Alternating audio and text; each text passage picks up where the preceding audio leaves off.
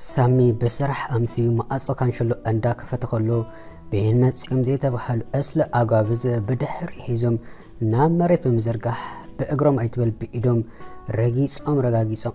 كبل تسانيهو دمس مس أطفأ قادي فموم كأبتخاب تسوروم أبتس ألام رادة أزيبلو باتان دقز وصانقز سكيت ملسة بفنشو أيتبال بأفو دم أنداوز أفدقد آنقز بجاك إيدن أبسالو نمبر زترفو دق غزو مما دق سيئم هزم موبايل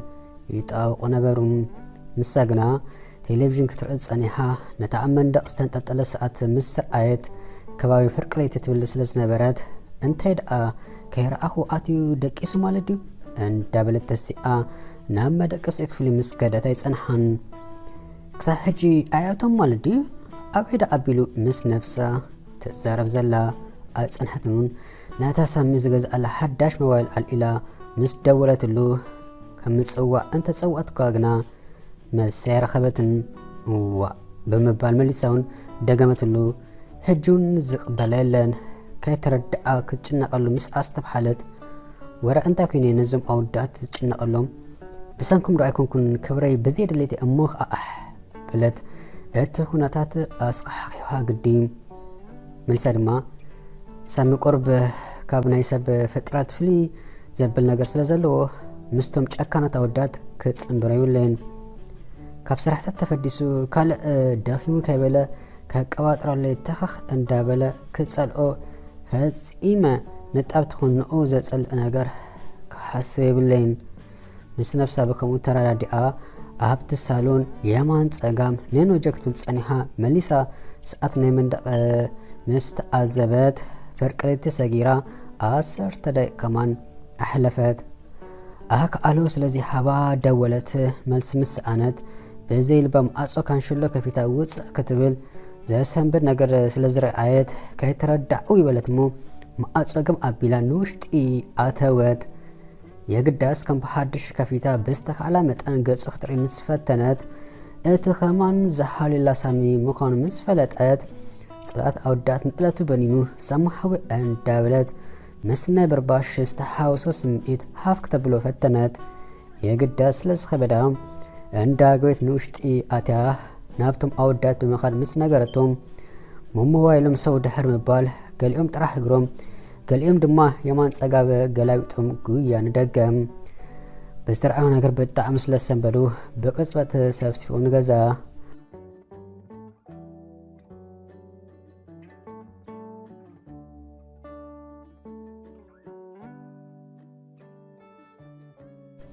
أبت سالون أدك إسم ببرحان تأجبهم ملا أكلاتو مستعذبو زترفو يبلون أنت كم زرخوا مش نساتون وانا أتقداي كمان أفلت يبلون إيدن زمتس لازم سلا كتوك جمرت أتنقبايلون مس حازواغنا كيف توتسقبلت كامتي زراغ وكموت مستقبو أملاخ ألخا سلازولغنا يستنفس نبرم كنسخنون نتدم زبلت سراريكم نفاس كراكب مس أشرفلو دهيروس تبرابرم جنا كرتمتم سلازبلو كن قساقس انت زبلنا قانزا دمص جدن كسم علوم نهز مسرع دغزو قسيلو نامد قسي وسيدوم كدانو قايرم اب ارات ادقسوم انت يرخيوكا كمبال ناي حنگدنگنا بين ملحاسو كزرب اي گرم اندم گدي جف امو نساتو مسمصو ايدن نامد قسي بمعتاو بدنگاص منفس اندات عذبت از عدي اي مبالتي اندو كبل قدمنا اي حج خان فتاي كم يز غداي اندابلت ناتي زمصاتو منبر ابطعارات غيراكوف دهر مبال عينو كتأزب جمرت كاي تردعون بتا زلاتا بكوفا كابت خفلي كاي وصات ابود حدرت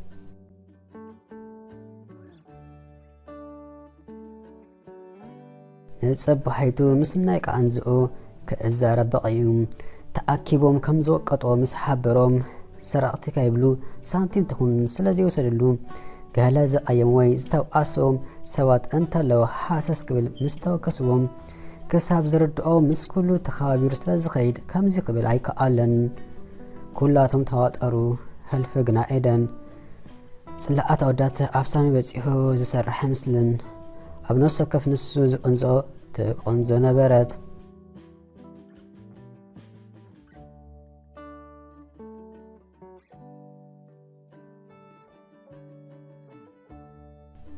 ኤስትሮም ተልእኮ ብዓወት ስለዛዘመ መልእቲ ለይቲ ክሰት ተሓዲሩ ምንስታይ እንተበለ ድማ ሓደ ኤደን ገጽ ናይ ዝከልአቶ ናይ ሕርቃንን እቲ ካልእ ድማ ሕና ሕርቃኑ ኣብ ሳሚ ስለ ዘውፅኦም መቕታል ከይትቀትሎ ክሳብ ሓላዋቱ ዘጥፍእ ጥራሕ ተሰሓልዎ ዝብል ትእዛዝ ጥራሕ ኣመሓላሊፉ እንተ ሚትዩ ንሱ ኣይሰማዕ ሓዝን እንተሎ ግና ብደው ቃንዛ ስለ ዝተእሞ ስቃይ ጽቡቅ ገይሩ ክርድኦ ዝብል ኣተሓሳባ ስለ ዘንቀለዩ ክነበር ዝገደፎም ቀንኢ ዝተፈላየ ነገር ሂዙ ይመጽእ። ክልተ ዓይነት ቀንኢ ድማ ኣሎ ሕማቕን ጽቡቕ። ሕማቕ ቀንኢ መለሳ ዘይብሉ ክፉእ ነገር ሂዙ ደበኽ ይብል። ጽቡቕ ድማ ጽቡቕ እዩ። ቅዱስ ቀንኢ ድማ ይበሃል። ሓደ ሰብ ሃብቲሙ ኣነ ናቱ ደረጃ ክበጽሕ ኣለኒ ኢልካ ለይትን መዓልትን ጽዒርካ ምስ ተሓልፎ ወይ ምስ ትበጽሖም ኣገና ዘብል ቅዱስ ቀንኢ።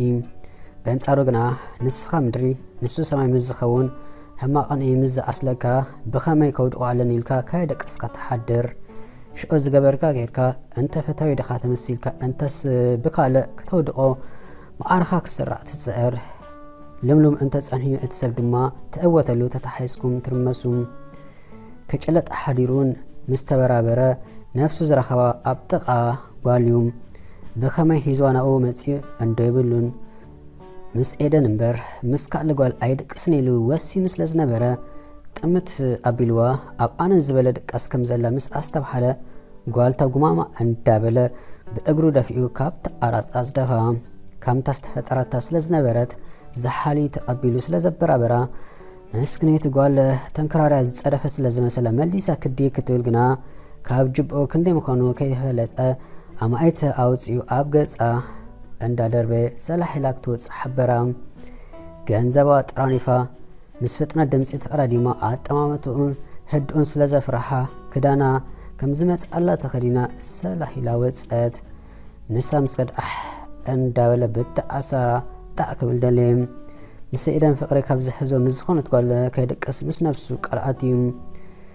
እዛ ጓል ክተጸልነ እንዳበለ ብዙሕ ከሰላስል ድሕሪ ምጽናሕ ሓደ ሓሳብ ኣብ ሓንጎሉ ስለ ዝመጽእ ሕጉስ በለ። ግን ዝኾነውን ብኸመይ ጨዊ ከም ዝወስዳ ሓሳቡ ምግምዳሕ ቀጸለ።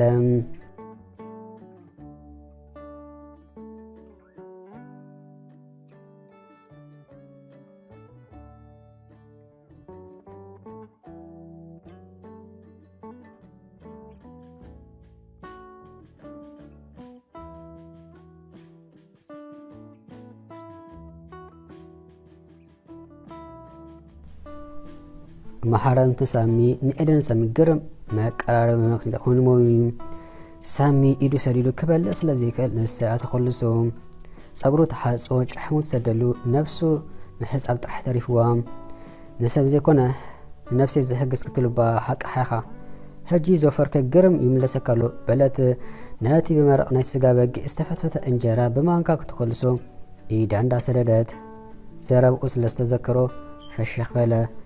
يأخلني إدوه بمحرمتي زي ما تقص بماغوي كتقتلني نعاد أسامي قلتف كبا كتسجن نعها خلص كمي دي زيرو بروزالله مسبلتو اندا سحقات بلي نمود دعتا اندا بلا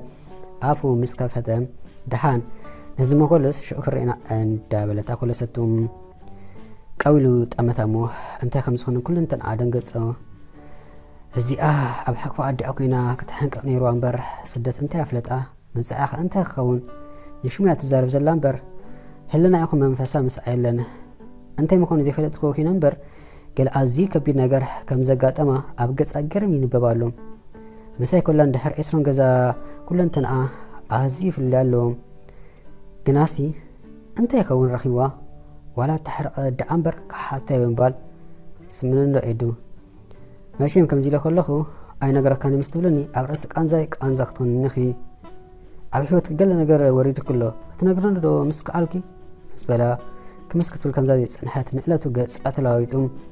بربر مسألة كاي ترد أكيد كحنق يومس أتعرس تفهز إيمو كل على الدلنا نازم إسرائيل الأقنصن بدا سمع أسامي ካብዚ ገዛ ክወፅእ ትደሊ ዲኻ ምሽ ከይተሓተኒ ኢለ ደጋጊመ ኣጠንቂቐካ ኪድ ባዕልኻ ትፈልጥ ከም ድሌትካ ጌርካ ብላዕ ብምባል ኣብ ናይ ሳሎን ጣውላ መጊሶ ኣቢላ ድሕሪ ምቕማጥ ጸርጸር እንዳበለት ንደገ ወፀት ኢለ እንዴ ኣዝዩ ከቢድ ነገር እዩ ብምንታይ ብልሓት ክወፃፃእ ይከል እንዳበለ ከሎ ቴሌፎና ድምፂ ገበረት የግዳስ ብርክቲ ሰበይቲ ዝብል ዝተጻሕፎ ተድውል ከም ዘላ እንተፈለጠ እኳ ቤይኑ ደቀበላ ዋና ቴሌፎን ኤደን ድማ ንደገ ወፅያ እንዳርኣየ ሰምዓ ወዲኣታ ኣፅወት ኣይፀናሕትን መሊሳ ደውላ ስምዐት ተማዊታ ከልእላ ክብል ግና ኤደን ንገዝኣ ስለዝተመለሰት ናብ ሞባይል ምስ ኣበለት ብርክቲ ሰበይቲ ዝብል ምስ ረኣየት ብስምባዳን ሸበድበድን ናብ መደቀስ ክፍሊ ሂዛ ተሓደመት መንዳኣላ ብርክቲ ሰበይቲ ሓዳሽ ቁፅሪ ካብ ተውፅእ ምዝኾነ ሰብ ኣይተራኸበትን እንዳበለ ምርማሩ ቀፀለ ኤደን ምስቲ ኣብ ፀገማ ዝውኣለት ሰበይቲ ዳሓይታ ሓታ ቴሌፎና ምስ ኣፀበት ዝሓብአቶ ሚስጥር ምስክላ ካብ ምምላቕ ብምድሓኑ ብጣዕሚ እንዳሓጎሳ ኣብቲ ኣራት ብድሕሪኣ ዘርግሒላ እግራና መርገፅ ሕቋዓ ድማ ኣብ ኣራት ዘፈለት ሳሚ ከመራመረ ድሕሪ ምጽናሕ ጉዳይ ዛ ብርክቲ ሰበይቲ ከጻሪ ኣለኒ ናብ ሓደ መደምደምታ ከብጽሓኒ ይኽእል ኣብ ዝብል ውሳነ በጽሐም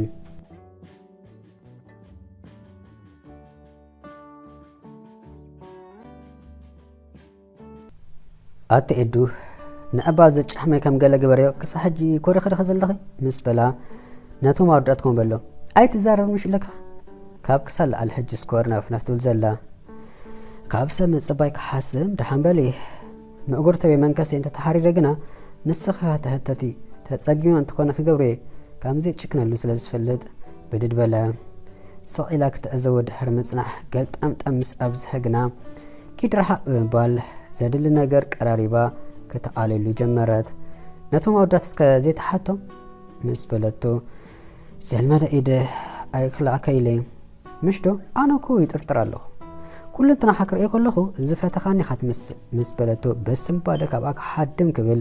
ጨንዲሖ ስለ ዝሓደጎ ኣብ ምእግርቱ ደም ተረኣየ እዊ ሰምሓ ወይ ደም እንዲኻ ደኣ ወፂኻ ወረ እንታይ ማዕረኽ እንደዚ ሰንቢድካ ናይ ባሕቂ ትፈትወኒ ዲኻ መን ኣነስ ንኣኺ ክፈቱ በለ ብተብተብ ንዓይ እምበር ነዚ መላፀ ኣይብለካን መቼም ንስሕኮ ገና ፓምፐር ዘይቀየርክ ህፃን ቆልዓ ኢኺ ከመይ ኢለ ንኣኸ ክፈቱ ተሓስቢ ሕጅስካ ፓምፐር ዘይቀየርክ ክትብል ግና ሓቂ ትፈትወኒኻ ሓቀይ ምስ በለቶ ፍርቂ ገና ከይተወድአ ተስኡ ገዲፍዋ ከደ ፍሉጥ እዩ ይፈትወኒ ማለት እኮ እዩ ኣነ እውን ይፈትዩ ግና ፍትወቴ ንውሽጢ ክቐብሮ ኣለኒ ኣነ ንሳሚ ክበቅዕ ዘይክእል ሰብ እዩ ሓንሳብ ኣብ መራስሒ እውን እዩ ንሱ ንጹሕ ነገር ሕሰብ እዩ ነከምዚኦም ዓይነት ሰባት ከዓ ፅሩይ ነገር ሒዝካ ክትፅግዖም ኣለካ ኣፉ ኣይፈትወክ እንተበለ ኩልንቱ ነገር ግና ናይ ፍትወት እዩ ንዓይ ዶ እዚ ክጠፍኣኒ ኮይኑ ኣታሳሚ ሸዓንዲ ሓደጋ ኢኻ ክኸይድ ዶ ክተርፍ ክብለካ ከለኹ ንምንታይ ኣይትኽእል ኢልካ ጨቢጥካ ዘይትሕዘኒ እንዳበለት ከይትረድኣ ኣኣው ምስ በለት ኤዱ እንታይ ደ ዓበይኒ ክትዛረቢ ናይ ደሓን ምስ በላ ወዲ ገዝኣ ይምልከተካ እንዳበለት ገዲፋቶ ከደት ብጀካ ንሳሚ ነቶም ካልኦት ከምቲ ዝድለ ገጽ ኣይትሐሙምንያ ዝገበራ ዘይልክ ንሶም እኳ ደኣ በንጻር ኦፍ እንዳበልዋ ድሕሪ ትፍጻመ ፍሽኽታ ከማን ብቕዓትሎም እያ ግረምባ ኣፈላላይ ሕጅስ እምበር ኣብዚ ሓቶ እንዳበለ ንሱን ንደገ ገጹ ወፀም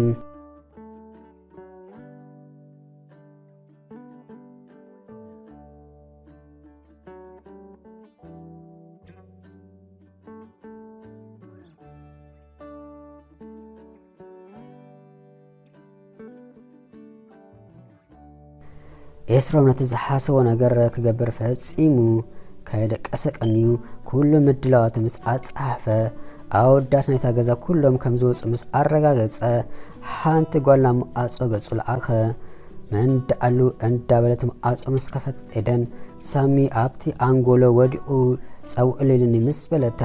ሳሚ ዝብል ሽም ምስ ሰምዐት ነፋስ ከወስደ ኢልዋ ወፂኡ ስለ ዝነበረ ብዘይልባ ክትጎይ ቤን መጺኦም ዘይተባሃሎ ኣወዳት ሰብሲቦም ናብታ ተዳልያ ዝነበረት እሽኽቲ መኪና እትዮም ብልዑል ፍጥነት ሕልም በሉ